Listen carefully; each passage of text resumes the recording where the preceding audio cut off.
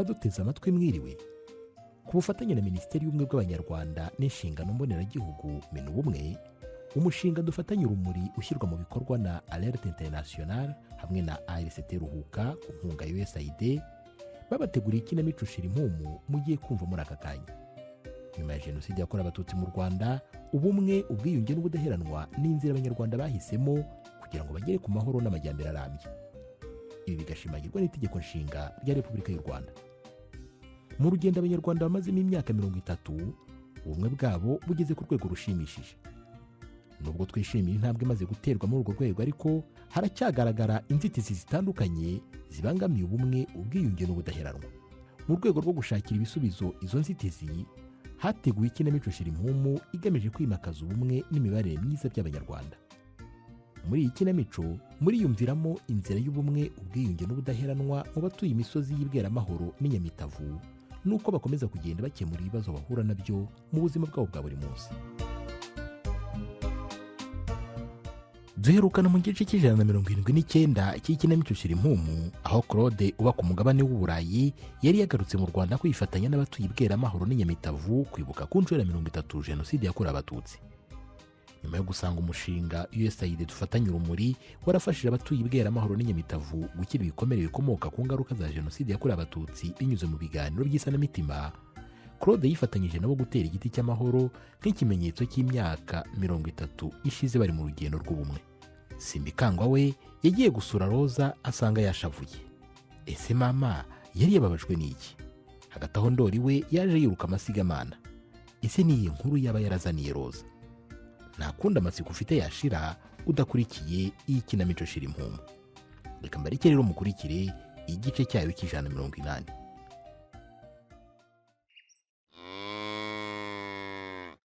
Ndo, uravugisha ukuri Vestina wamufashe?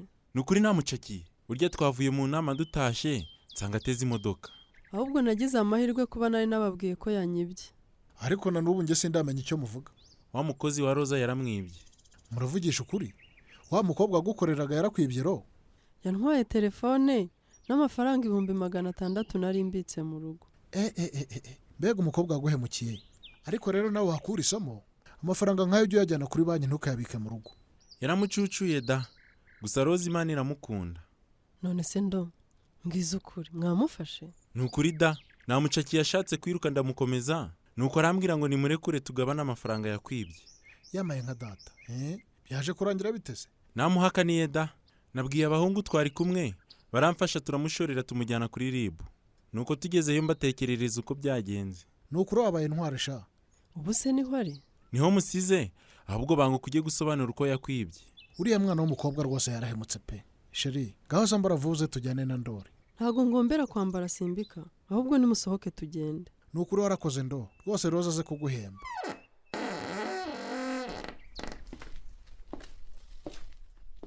Uraho Musafi? Uraho neza Kimo, amakuru y'iminsi. Yewe turaho, nikoye urangaye ibingana ikize. Uhumura amakuru narayamenye ntabwo nakurenganya. Gupagasa niko bimera.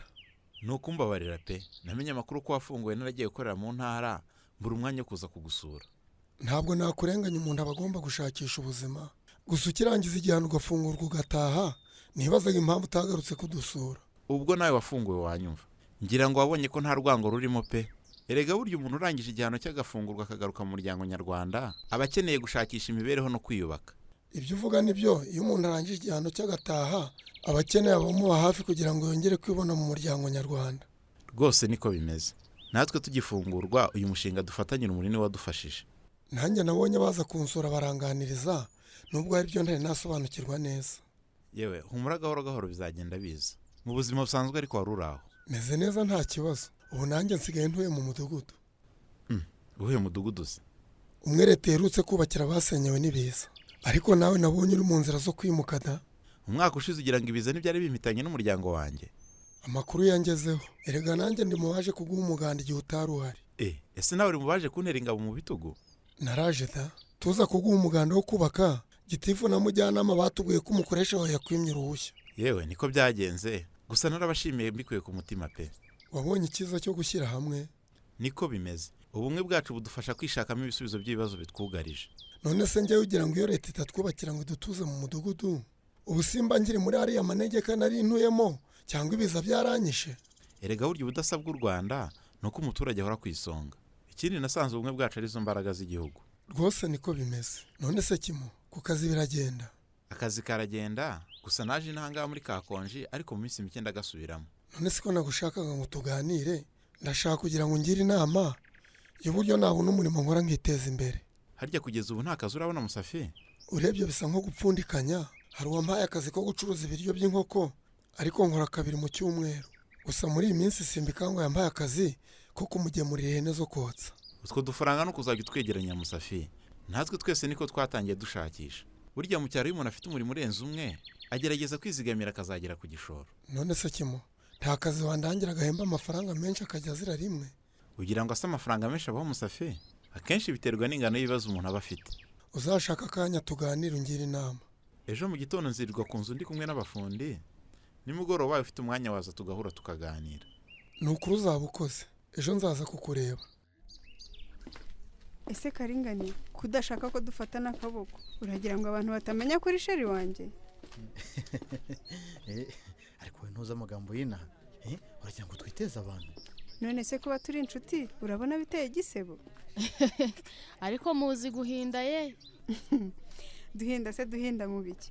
Njye sinkunda abantu batari romantike. ariko se wajya umenya ko inaha ari mu cyaro ari, ubwo nturebe ukuntu abantu baba babitegereza. cyakoze Imana ishimwe ndabona uyu munsi wambaye wikwije da. ese sheri, ubundi buri gihe wagiye uhora wambaye uryo, uzi ukuntu iyo kanzu yawe mama yikunda? Nibyo Pazo? Cyangwa uragira ngo wumve icyo mvuga? yewe ndumva ibyanyu bitoroshye pe. nyoko buko asigaye azi imyenda yawe. None se ugize ishyari Gate? oya sheri, Gatesi rwose ntabwo yagira ishyari. mureke ntabwo azi ko ari njye uzamwambarira ku munsi w'ubukwe. Have wibivuga. Ubuze mu bakobwa bazanyambarira ubukwe ntibwabo. iyo uvuga ubukwe rwose wagira ngo buzaba ejo mu gitondo. None se ushatse kuvuga ko tutazabana Pazo? ariko shaho iyo muri kumwe muransetsa. buri gihe iyo wise Karinganire Pazo ntabwo njya nibuka ko uba ushatse kuvuga Patrick. Ese ubundi sheri wazahinduje amazina na Pazo bakarishyira ku irangamuntu? ariko rwose arise ntukansetse. ubwo rero nkitwa Karinganire Pazo. yewe nabangaye amazina ababyeyi bampaye. ariko sha muransetsa. nimureke twihute ndabona amasaha y'inama yageze.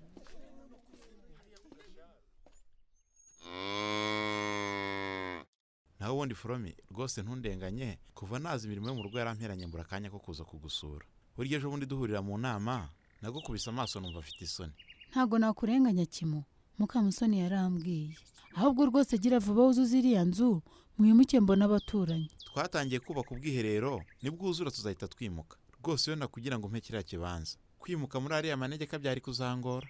erega n'ubundi kubaho ni ukubana Kimo, kandi rwose kugira umuturanyi nkawe ntako bisa. niko bimeze rwose, nimugire mwimuke. naho ubundi rwose twarabashimiye Kimo. ubutumwa mwahaye Mukamusoni yabutugejejeho. kariya gatambaro ko mu mutwe nzajya ngatega nambaye bya bitenge mwamaye nabonye bijyanye. wihangane njye kumenya ibara ryiza birangora. ni ukuri uzi guhitamo pe. uzi ukuntu nkunda akabara k'icyatsi. niko Jane, ndakumva zawa. wabonye ukuntu izi mbuto zacu zimeze neza? ni ukuri ziteye ubwuzu. ubu nibwo mbonye ko twatinze gukora uyu mushinga w'ubuhinzi bw'imbuto. buriya buhinzi bw'imboga twahereyeho nabwo bwari bukenewe inaha. ntiwabonye ko bwagize akamaro ku banyamuryango b'itsinda ndetse n'abandi bose bakeneye imboga bakazibonera hafi? ni ukuri pe, ubu buhinzi bwadufashije kurwanya ikibazo cy'imirire mibi mu miryango yacu. dore abenshi ntabwo bakibura imboga bize kuzihinga ku turima tw'igikoni. erega ubuhinzi iyo bukozwe neza butanga umusaruro, bityo ababukora bakihaza mu biribwa kandi bagasagurira n'amasoko. rwose nta kabuza tuzeze. niko Mukama, ninde wandikira ku muntu witwaje akabaruwa?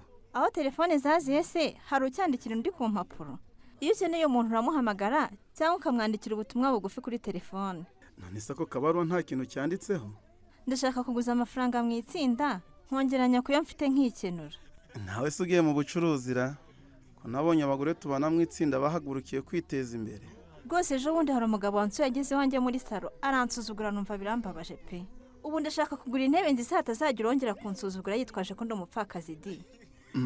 ugize ngo iki mukama abandi bagore barimo kuguza amafaranga baje gukora imishinga ibyara inyungu none wowe urashaka kugura intebe ngo ubone uko wemeza abantu. Safa sinkubeshye buriya mu buzima bwanjye nanga agasuzuguro pe kandi rwose na papa niko yari ateye. Ngirira inama nakubwira nuko mbere yo kuguza amafaranga wabanza gutekereza ukabanza ukiga neza icyo ugiye gukoresha mu mafaranga. Erega wibuke ko uzayishura ushizeho n'inyungu. None se Safa ngaho ngira inama intebe ndeke kuzigura.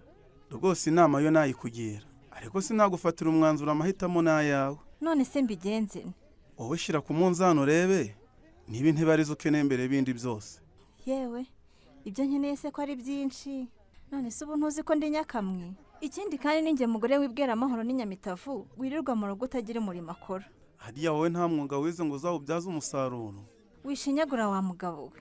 None se ayo mafaranga ushaka kuguza aho kuguramo intebe washatse umushinga ukoramo ukiteza imbere. Ariko wa mugani wawe ibibazo by'urugo rwanjye ko nta wundi bireba kuki nshaka kubaho mu buzima bw'amarushanwa.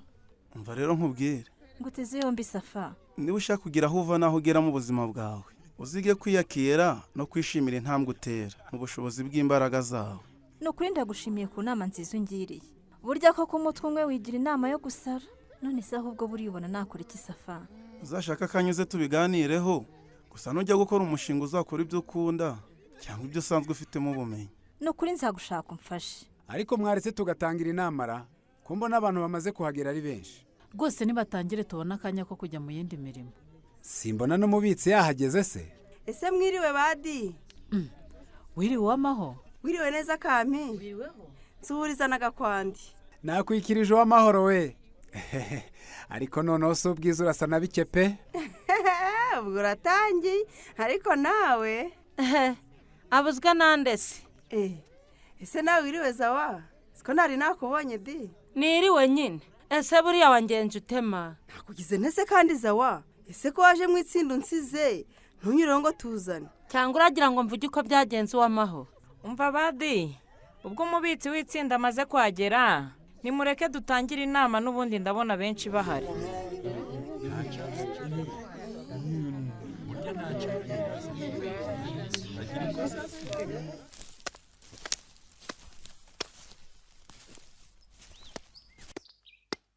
Ese Musafi inzara imaze kukugeramo ko mbona utangiye guhinga usiba? Ubu se urabona amazi yatembye atageze kure. Ese Veroni cya gikoma twazanye cyashizemo ngo nongere nsomeho? Cyashizemo kare igihe wari ujyanye ubwatsi bw'amatungo mu rugo niranguje icyari gisigayemo. Ariko Veroni ubona nzakubyibona koko? Ariko se ubundi uretse wowe hari undi mugabo uzunywa igikoma? Wabanye n'abagabo bangaye ku buryo wasanze ari njye ukinywa njyenyine. Ibyo ni ubusambo ahubwo umva nkubwire. Ngaho mbwira ngo uteze yombi. Niko ye ko hari umushinga nabonye wo gukora igishoro turagikurahe. Umushinga umeze utese? Ni umushinga w'ubucuruzi ariko birasaba igishoro cy'ibihumbi nka 600. Ego ko mana yanjye ugize ngo iki Musafi? Ayo urumva twayakura he? Kireka ari inguzanyo twatse muri sako. Nyamara nayo mfite igitekerezo. Buriya ntawagurisha uriya muri imbere y'irembo. Ugize ngo iki Musafi? Niba ari byo watekereza gasubiza amerwe mu isaho. Nta soni. Hinga ibyo uhinga se. Naho ibyo kugurisha amasambu udafite ubireke. Ariko se ko hari inama nakugishaga ukaburakaye. Musafi, mbabarira nta kintu nshaka kuvugana nawe. Reka duhinge. Yewe, erega ndanze mbaye inganzwa. Veronica ateye utwatsi Musafiri ku gitekerezo yari afite cyo kugurisha isambu kugira ngo akore umushinga w'ubucuruzi. Ese uwo mushinga waba ari uwo gucuruza iki? Veronica se azagera aho yumva umugabo we amufashe muri uwo mushinga? Ntuzacikwe n'igice cy'181 cy'ikinamico Shirimpumu. Hari icyakunyuze, ufite ikibazo, inama cyangwa igitekerezo watanga, watwandikira ubutumwa bugufi kuri nimero ikurikira: 0788306539 cyangwa se ukohereza ubutumwa bugufi kuri email ikurikira shirimpumu2020@yahoo.com. Mushobora kandi no kudusura ku rubuga rwacu rwa YouTube Ikinamico Shirimpumu. Mukaba mwabasha kumva ikinamico zose zatambutse. Ikinamico Shirimpumu itambuka kuri Radio Rwanda buri wa kane saa 12:45 mbere y'amakuru y'Ikinyarwanda.